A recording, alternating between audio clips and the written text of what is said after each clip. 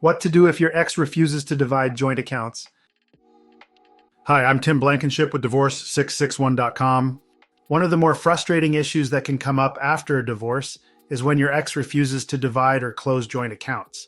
Whether it's a bank account, credit card, or investment account, leaving things unresolved can lead to financial exposure, credit damage, or even legal complications if your ex continues to use the account.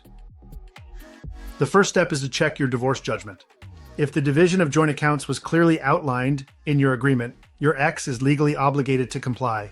That includes removing names from accounts, splitting funds, or paying off and closing joint debts. If they're not cooperating, that refusal can be considered a violation of your divorce order. Next, contact the financial institution.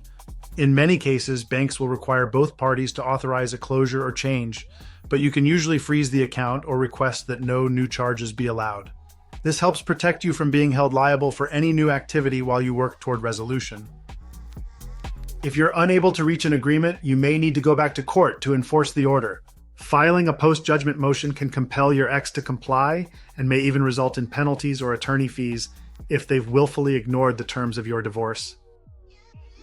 We worked with a client whose ex refused to close a joint credit card that had a zero balance. She was afraid he might start charging on it again, and the bank wouldn't remove her name without his signature.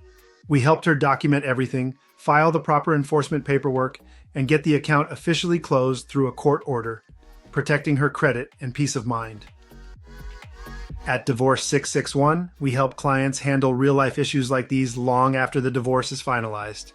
Whether it's enforcing a judgment or navigating how to protect yourself financially, we provide practical solutions and step-by-step guidance. If your ex is refusing to divide joint accounts and you're not sure what to do next, visit Divorce661.com to schedule your free consultation.